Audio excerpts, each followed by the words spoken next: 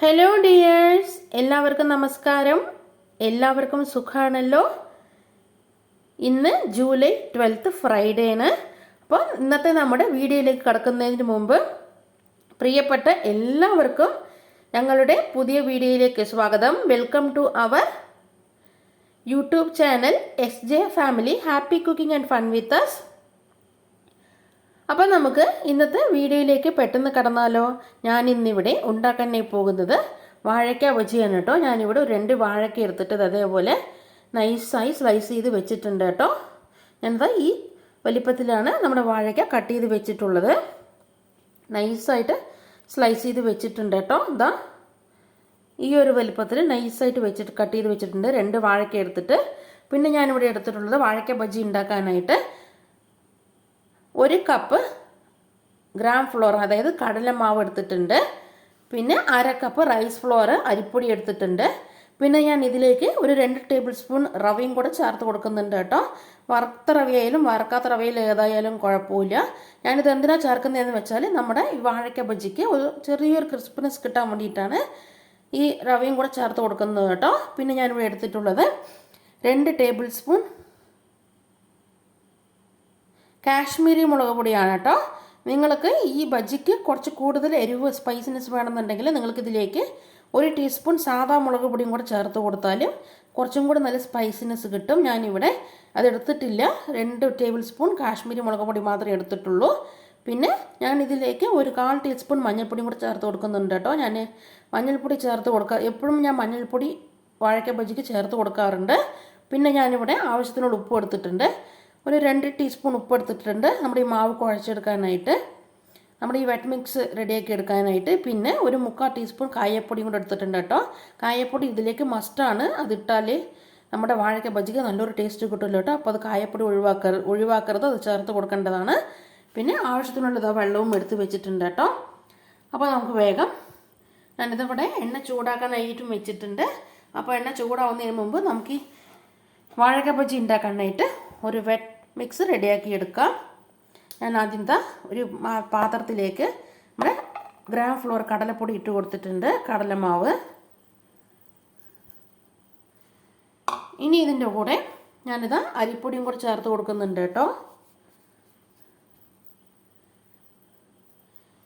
ഇത് രണ്ടും കൂടെ ചേർത്ത് കൊടുത്തിട്ട് നന്നായിട്ടൊന്ന് മിക്സ് ചെയ്യാം.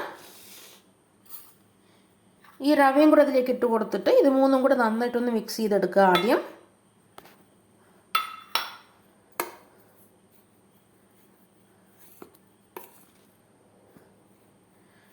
അതിനുശേഷം ഇതിലേക്ക് നമ്മുടെ ഈ പൊടികളെല്ലാം ചേർത്ത് കൊടുക്കാം. ഉപ്പും കായപ്പൊടിയും മുളക് പൊടിയും മഞ്ഞൾപ്പൊടിയും കൂടെ ചേർത്ത് കൊടുക്കാം കേട്ടോ.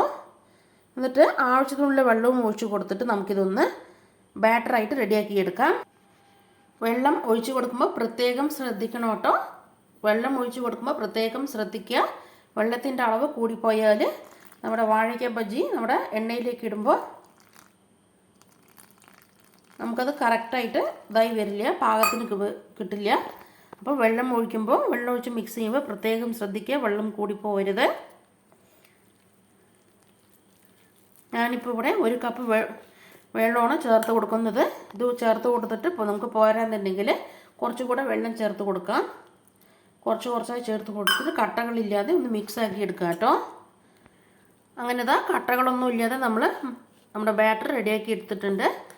വെള്ളം കൂടിപ്പോവാതെ പ്രത്യേകം ശ്രദ്ധിക്കുക. ഞാനിവിടെ 1 കപ്പ് വെള്ളം മാത്രമേ ചേർത്ത് കൊടുത്തിട്ടുള്ളൂ. എനിക്കത് തന്നെ മതിയായിട്ടുണ്ട്. നമ്മുടെ ഈ പാകത്തിനാണ് നമ്മുടെ വാഴയ്ക്ക ബജിയുടെ ബാറ്റർ ഉള്ളത് കേട്ടോ. കട്ടകളൊന്നും ഇല്ലാതെ നമ്മൾ നല്ലപോലെ ബാറ്റർ റെഡിയാക്കി എടുക്കുക. ഇനി അതിലേക്ക് നമ്മുടെ ഈ വാഴയ്ക്കയുടെ ഈ പീസസ് ഓരോന്നോരോന്ന് ഇട്ട് കൊടുത്ത് ചൂടായ എണ്ണയിലേക്ക് ഇട്ട് ഫ്രൈ ചെയ്തെടുക്കാം കേട്ടോ. കട്ടകളൊന്നും ഇല്ലാതെ നമ്മൾ ബാറ്റർ റെഡിയാക്കി എടുത്തിട്ടുണ്ട്. ഇനി ഇതിലേക്ക് നമ്മൾ ഞാൻ വളരെ നൈസായിട്ടാണ് നമ്മുടെ വാഴയ്ക്ക കട്ട് ചെയ്ത് വെച്ചിട്ടുള്ളത്. നമുക്കിത് ഇട്ട് കൊടുക്കാം. നമ്മുടെ എണ്ണ ചൂടായിട്ടുണ്ട്. നമുക്ക് ഈ ചൂടായ എണ്ണയിലേക്ക് നമ്മുടെ ബാറ്ററിലേക്ക് വാഴയ്ക്ക മുക്കിയെടുത്തിട്ട് ഇട്ട് കൊടുക്കാം കേട്ടോ.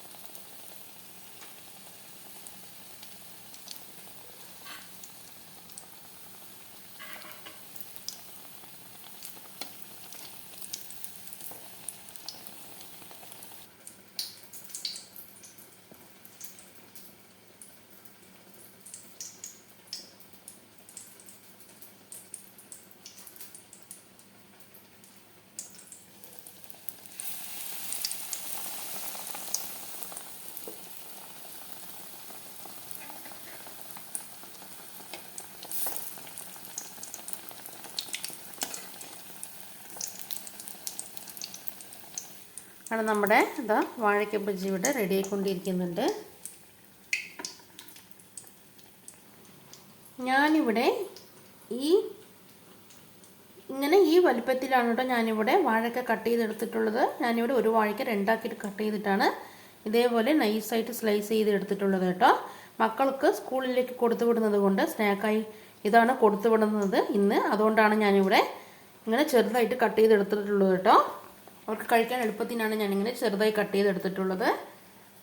നമ്മുടെ വെള്ളം ബാറ്ററിൽ റെഡിയാക്കി എടുക്കുമ്പോൾ വെള്ളം കൂടിപ്പോവാതെ പ്രത്യേകം ശ്രദ്ധിക്കുക. വെള്ളം കൂടിപ്പോയിട്ടുണ്ടെങ്കിൽ നമ്മൾ വാഴയ്ക്ക ബജ്ജി എണ്ണയിലേക്ക് ഇടുമ്പോൾ അത് നമ്മുടെ വാഴയ്ക്ക ബജ്ജി എണ്ണ കുടിക്കും. അതുകൊണ്ട് നമ്മൾ ഒഴിച്ചിരുന്ന എണ്ണയെല്ലാം വറ്റിപ്പോകും.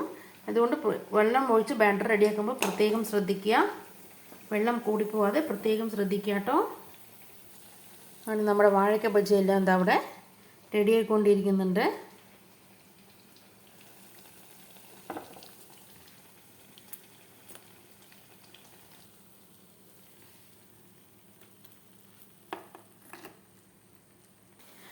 മീഡിയം ഫ്ലെയിമിൽ വെച്ചിട്ട് തന്നെ വേണം കേട്ടോ നമ്മുടെ ഈ വാഴയ്ക്ക ബജ്ജി റെഡിയാക്കി എടുക്കാനായിട്ട്. അല്ലെങ്കിൽ നമ്മുടെ വാഴയ്ക്ക ബജ്ജി പുറം കരിഞ്ഞു പോകും, അകം വെന്ത് വരില്ല. അതുകൊണ്ട് ഗ്യാസിൻ്റെ ഫ്ലെയിം മീഡിയം ഫ്ലെയിമിൽ വെച്ചിട്ട് തന്നെ വേണം നമുക്ക് ഈ വാഴയ്ക്ക ബജ്ജി ഉണ്ടാക്കിയെടുക്കാനായിട്ട് കേട്ടോ. അങ്ങനെ നമ്മുടെ വാഴയ്ക്ക ബജ്ജിയെല്ലാം